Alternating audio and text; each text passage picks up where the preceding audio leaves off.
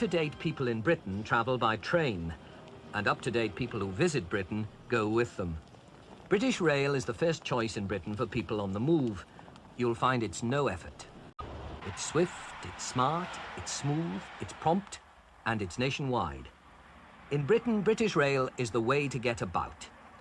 Intercity trains take the direct route, the shortest distance between two cities, at 100 miles an hour or even faster. Great big diesels rich with power, huge electrics hooked on the grid, and all of them as safe as can be. Electronic signal boxes guide the trains along the route, maintaining safety, maintaining speed, passed on from box to box, swift stages to a destination. 400 miles from London to Edinburgh in 5 hours, 100 miles from London to Bath in 90 minutes.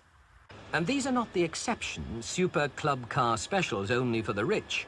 These are the everyday trains of Britain. And if you miss one, there's another right behind. One every 30 minutes from London to Birmingham. One every hour, London to Manchester. 20 a day to Scotland, and you can go up the East Coast or up the West. The national network of British Rail is intercity, but it links with local trains which take you into the prettiest corners of Britain.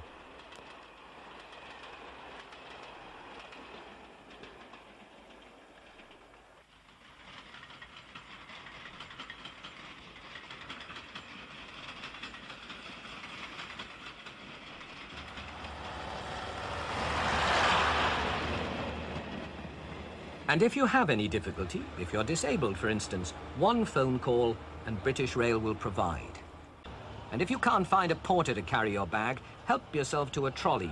They're easy to push, however big your load. Britain invented the railways, and now she's inventing them all over again. This is the latest, a world beater, aerodynamic, but with its wheels on the ground. This is the way you will want to see Britain, not lost in the clouds, but passing by your window. So, when you plan a trip to Britain, think rail, not plane, and then you'll be on the right track.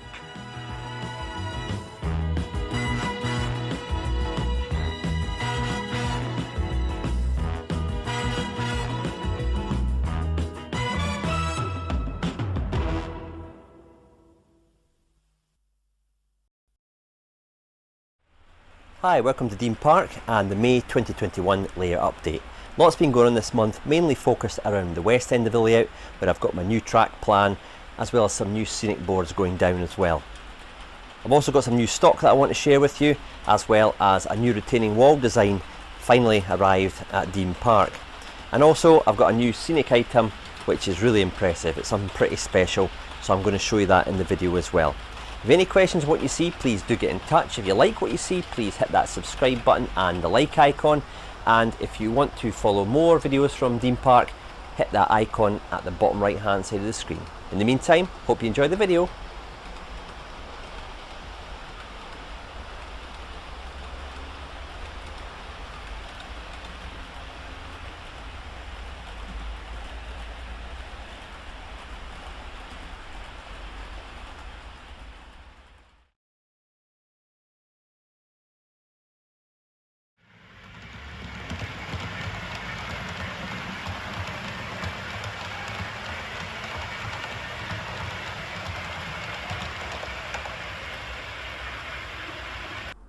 What I'm going to do now is I'm going to paint the area which is going to be scenic on the baseboard. I'm going to paint that grey. And the main reason for doing this is when I put the cable trunking in, it's a lot easier if it's on a painted surface than having to paint up to the cable trunking.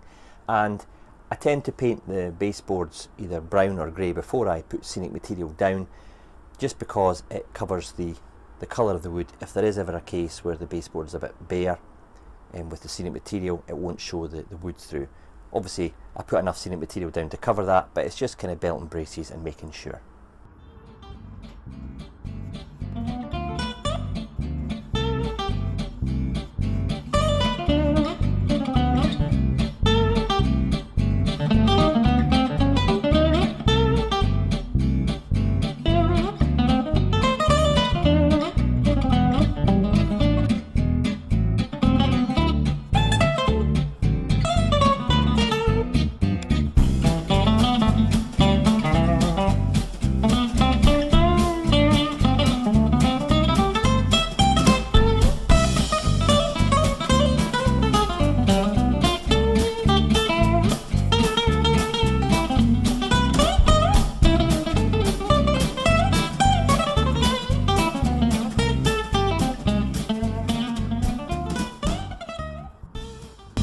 now at the stage of adding some line-side detail to the remodeled trackwork section here at the west end of the layout. As you can see here, I've added some cable trunking, and this is Will's cable trunking, slightly broader than that of the Ten Commandments stuff that I usually use. This area being quite a busy area with point work, signalling, I wanted something quite substantial, and there'll be relay boxes and stuff here as well. I've used the orange pipe that goes under the track there, and that's a scale model scenery kit. I'll put the link to that kit in the description below. But as I say, this is the Will stuff. I think I used 2 or 3 packs, I think 5 a pack it is, and I've just painted it in Precision Paints new concrete. And when obviously I put the ballast down, the ballast will basically cover up to the edges of it. When I weather the ballast down, that'll obviously get a toning down as well. Within the Will's Kit cable trunking pack, you get these T-pieces, and they're quite handy for obviously having access for the signalling or point work, or just simply crossing the tracks. Now, unlike the Ten Commandments, where they have a kind of corner L piece, you don't get that selection with the Will's Kit. And the thing about the Will stuff as well is it doesn't bend. It's very difficult to form around a curve, so it's really for straight sections. So anywhere you've seen cable trunking on the layout on a curve, it'll be Ten Commandments, but if it's a straight section, that's why I've used the Wills.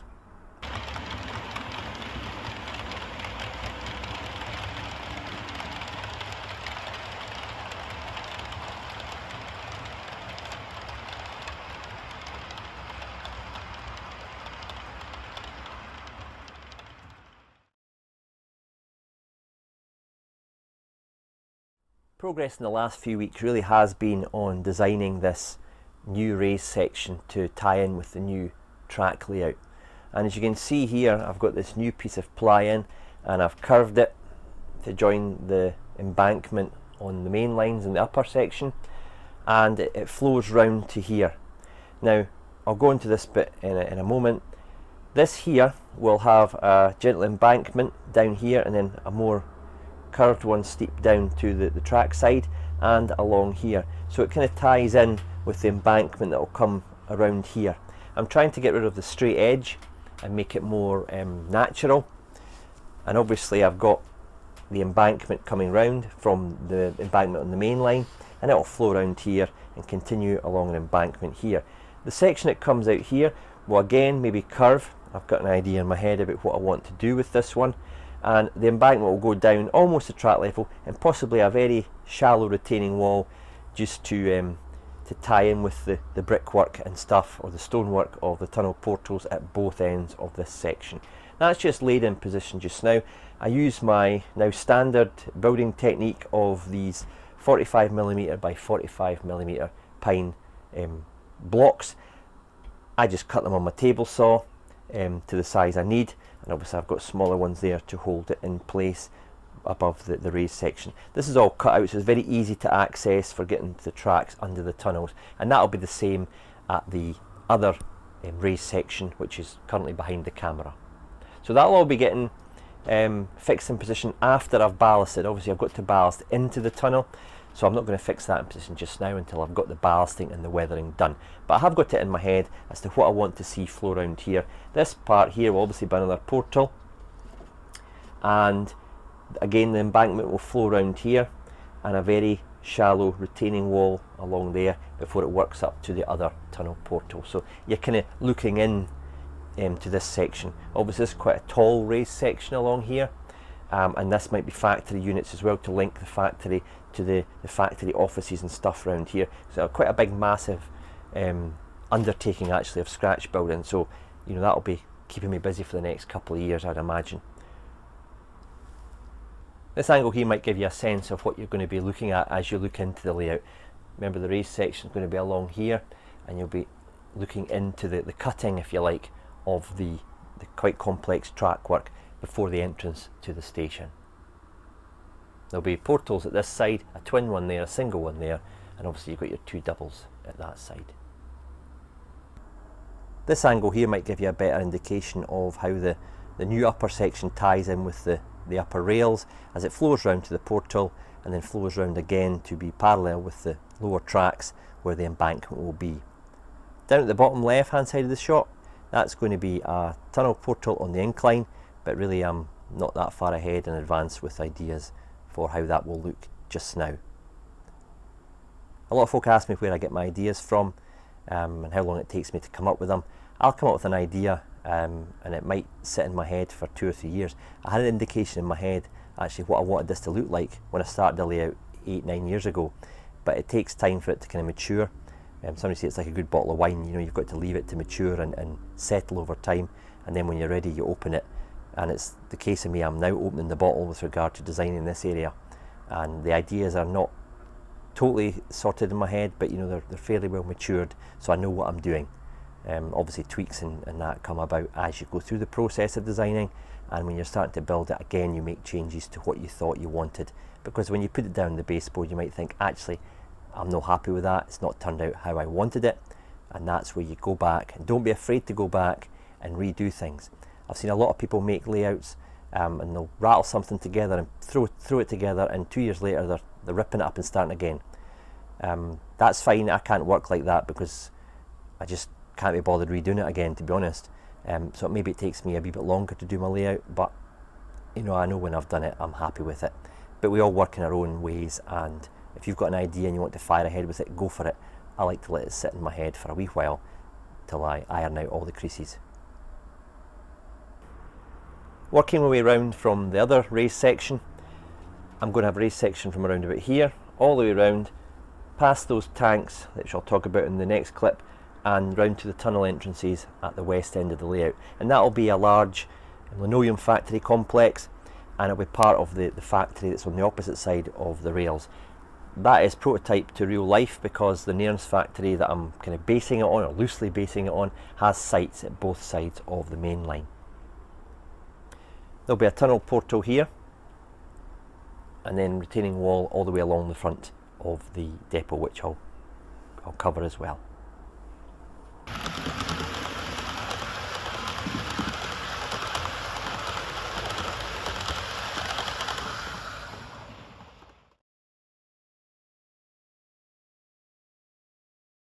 Just landing at Dean Park in time for this video are these Accurascale KU8 nuclear flask wagons. In real life they were over 80 feet long, and in model form they're around about the 300mm mark, so you've got over half a metre there of wagon rake.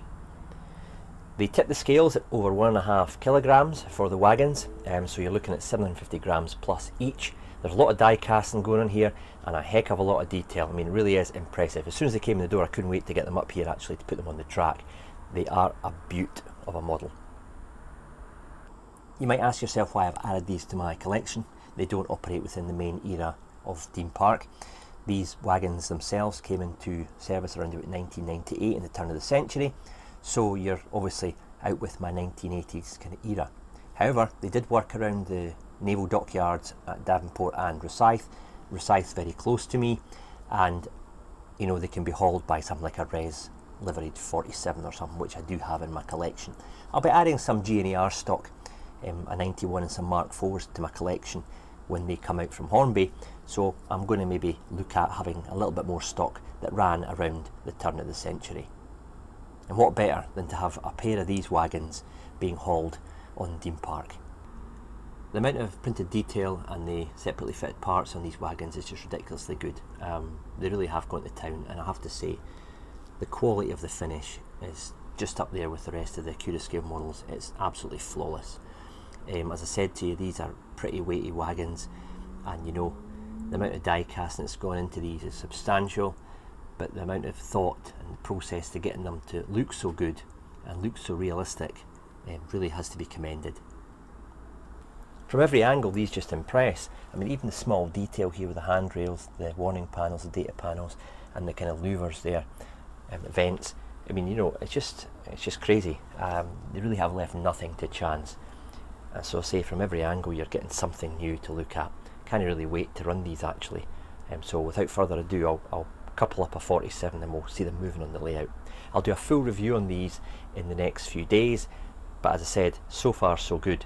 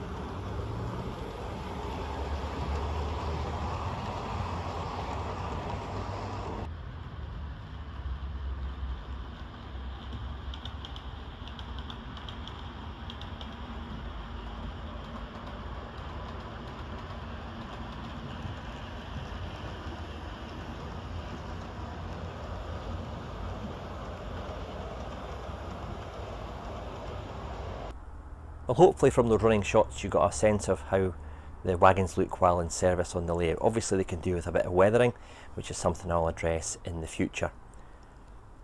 The wagons in real life ran in pairs, or sometimes just in a single wagon, and up and down the network from the Davenport right the way up to Inverness, usually covering the distance along the West Coast main line. They're surprisingly free running considering the weight of them, and that's testament to Accurascale's design.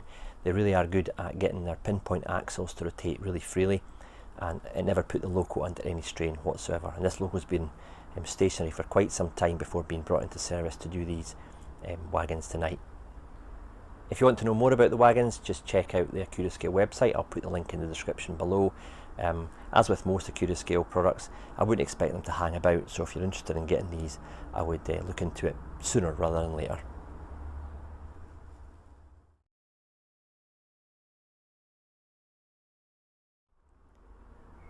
As I mentioned in my previous clips, I'm going to have a large linoleum factory complex, and for that I need storage containers for the linseed oil, which is a key ingredient, if you like, in the making of linoleum.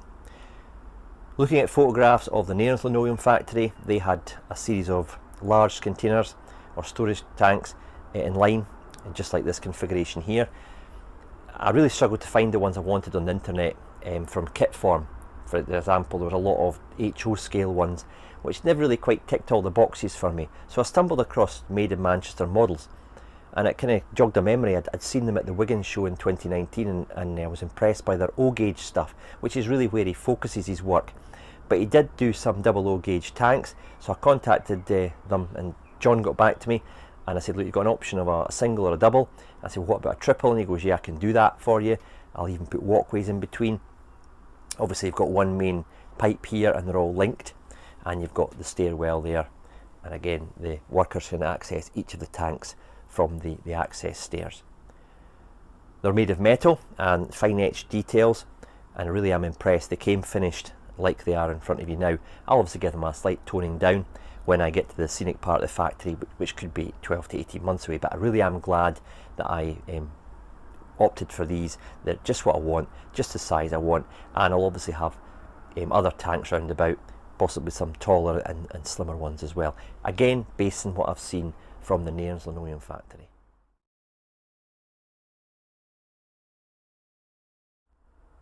Those of you who've watched me for a while will know that I've been talking about a retaining wall along the front of this depot to kind of finish it off, and I've also mentioned that Skillmore Scenery were working on a kit that was just ideal for this part of the layout. This is a prototype, or a second prototype. The first prototype I saw back at the Whalley show in 2019, and I said to Justin straight away, I want a lot of these, I'm going to need these. So he's eventually got round to refining it. It's not a 5-minute job, he did a lot of work in this kit, and he's a busy man. So he gave me this prototype 2 or 3 weeks ago to have a try. I've given him some feedback, some changes have been made to it, and he's now got it in his range, and the link is in the description below. As I said, this is just a prototype. It's going to be slightly taller. Okay, so it's got more of a parapet wall above the railhead, if you like. This one has got our kind of decorative retaining wall parapet at the top here. Again, changes have been made to the depth of the actual in-cut, and he supplies it with 2 varieties. One which is a plain back, because you want to put it against a backboard. Another variety he's got is where it actually has a decorative wall at the back there. So like me, if you've got it on a section where you're going to see it, it's not just plain MDF at the back, it has got some kind of brickwork pattern on it as well, which is ideal. They join together with the next arch really easily. They've got these kind of cut out tabs, and they'll just slot in to each other. Okay, so you can have a lengthy part. I'm probably going to join them together and have a bit of backing wood going all the way along, so I could lift a large section out at once, because I'm going to have to get access to any wiring and point motors and stuff in there in the future.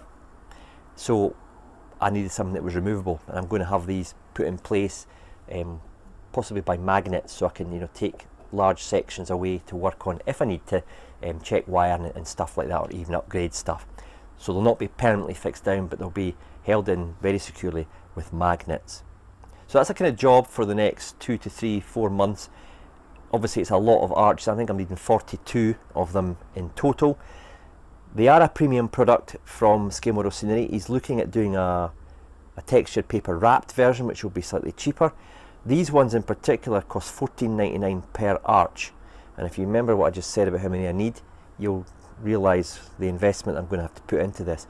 It's not something I want to do myself and design and build myself, because I mean, that takes ages to laser, and I've not got, you know, that ability. And I didn't really want to start making my own ones out of plastic card and glue.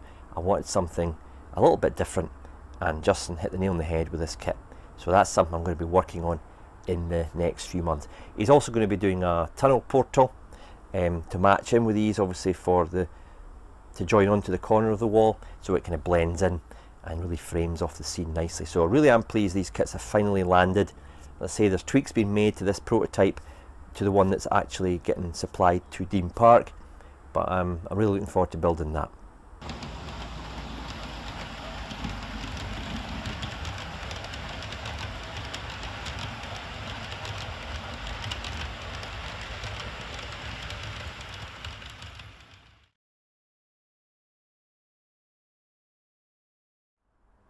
Another major upgrade this month is the replacement of the old control panel with this new one, and the differences are that I've added in the new track layout here, and that sounds quite simple, but it's quite time consuming to actually dismantle the old panel, take all the LEDs out, unplug them, and then do all the toggle switches, and I'm in the process of reinstalling the toggle switches at the moment.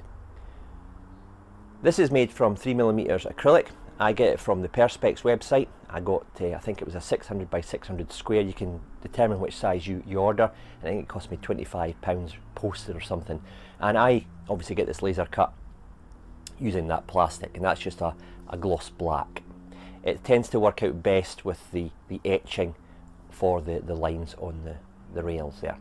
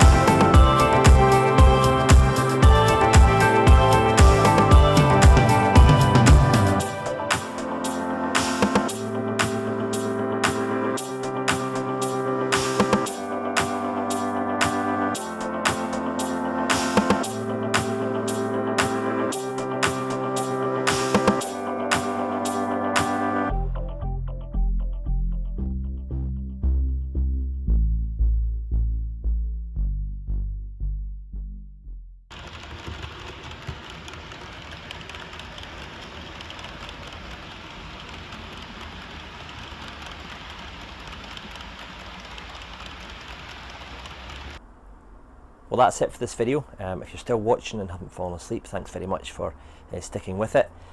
Obviously summer's on the way, the temperature outside is starting to creep up, so work up the loft might start to slow down a little bit, and I'll be taking my modelling downstairs and working on some more of my scratch builds and other projects that I don't need to be up here in the loft to do. If you have any suggestions about future traction you want to see on my layout running in any of my videos, please get in touch, post the comments below.